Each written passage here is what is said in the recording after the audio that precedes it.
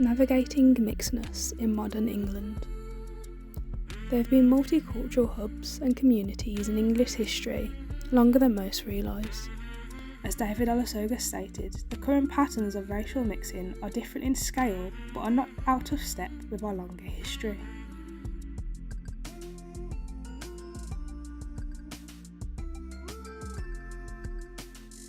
The mixed ethnic identity continues to increase, rising from approximately 672,000 in the 2001 census to over 1.2 million in the 2011 census, with the 2021 statistics soon to be revealed.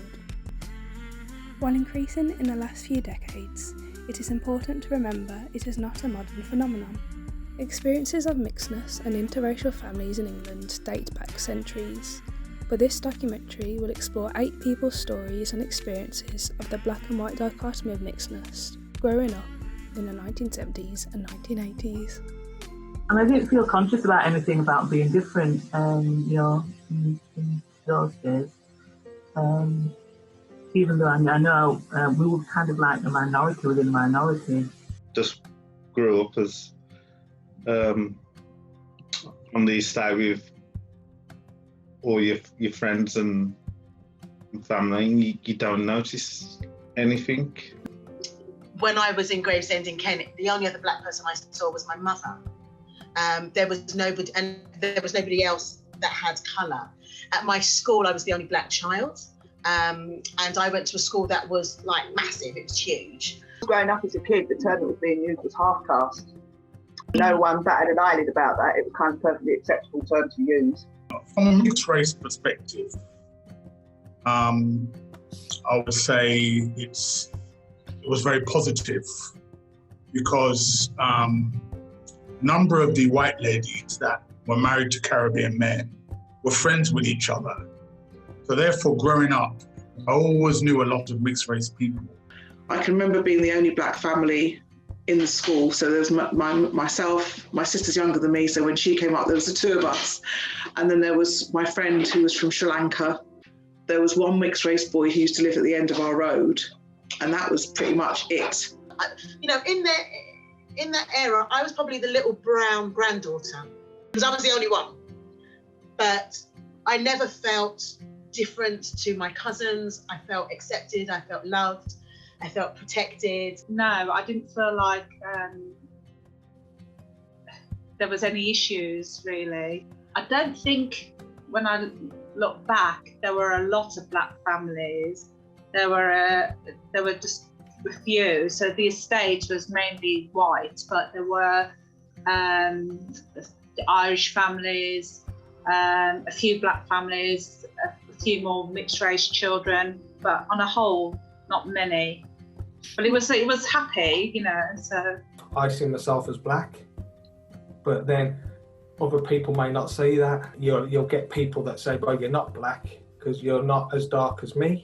So you're if you go back to the early days, you're half caste.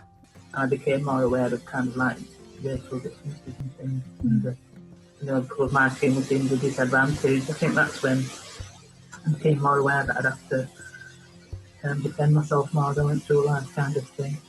When I was about 7 or 8. Being mixed race in Gravesend in Kent was hard. I knew that I was different. I had a couple of occasions that I can remember where one boy, he actually spat at me. And he spat at me and he went right into my ear, not even on my ear, it went right into my ear.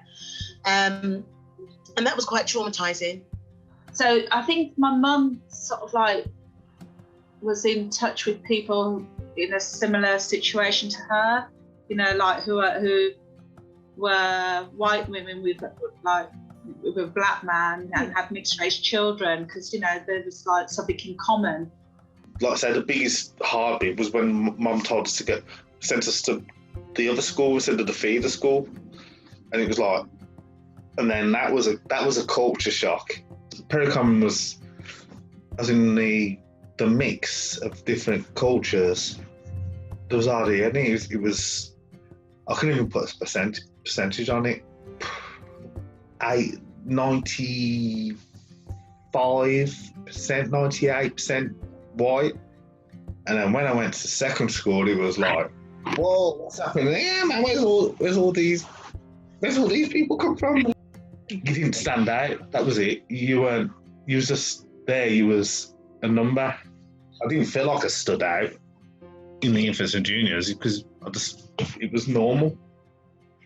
But looking back now, I'm thinking we must have stood out. I went to my junior school. There was only a handful of black children or mixed race children, but then when I went to my secondary school, it was more 50-50, which was like, I suppose you could say to us, a culture shock, because we came from a school where it was mainly white to actually integrating where it was 50-50. Yeah, well, there's my mum and dad, and I've got two brothers, two older brothers. My eldest brother, Stephen, is actually white. He was from my mum's first child before she met my dad. So that in itself made us quite strange, because I knew Stephen was white, but I didn't. It took me a good few years to realise that he was different from me in that way. And it was only someone asking me once, "How come your older brother is white and you're not?" And I went home and asked my mum. He never addressed issues like that, and just said, "No, just forget it, ignore them." There was a time when my mum used to take us, and then she stopped. I was still in primary school, like the infant, and she stopped because there was, I don't know if I mentioned this before actually, but she, I think, was getting abuse in the playground because there was the bombings in Birmingham. And because of her being Irish, the Irish accent, I think she was, getting a bit of stick in the playground. So she stopped actually taking us to school, and I would have to, take myself and my brothers on the bus. So I didn't realise that until much, much later when I was an adult. Where we lived on our estate, there weren't many black people, but again, colour only comes into it when there's a dispute. Where we all lived in harmony. I think we were quite young, and there were a lot older black families that kind of took us under their wings. We didn't have any big brothers and stuff like that, so we were kind of looked after. I think there was 5 families, maybe, at that time that lived on an estate where there was hundreds of houses, but you didn't feel like you were the odd one out at the time because we were all friends, football and whatever. So also, I think it's my mother that kind of realised that as mixed race children these days, you're not seen as white. She used to buy positive things about black people and really show us that we're of colour. We're not really going to be accepted as white. She was the one, and she learned how to, some Caribbean ladies have black my sister's hair. And then there was a group of girls in my year, a group of black girls. They were quite a strong presence in my year group. And I became friends with them in the end. I kind of joined their group. I mean, in terms of being mixed race, I don't think any of those girls ever accepted me as being black, which I kind of knew from the outset. But it didn't bother me. My black and white friends trying to kind of like pull me their way, or especially, from white friends trying to turn me against, my black friends. I didn't like it, and I couldn't understand what the issue was. I couldn't understand how we couldn't just all be friends anyway. We've not really talked about Taylor, her being lighter than me.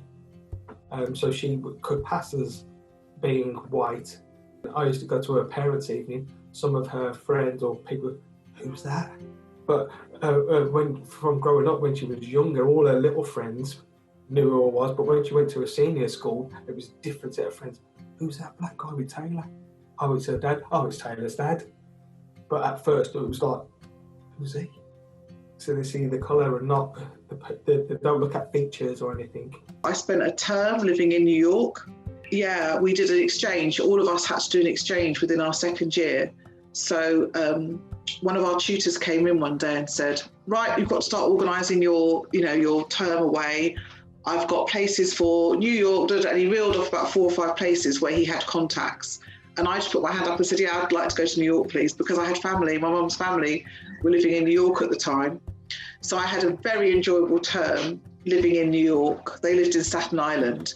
My boyfriend at the time was an English guy, and he came out to visit me. And I remember my cousin saying to me, you know, just be careful certain areas that you go around, because you're going to be seen as black, even though you're mixed. He's white, and you might get a bit of trouble. So we used to be very careful. We'd get cabs, or my uncle would drop us off. Our friends were all in relationships as well, and there was mixed relationships there.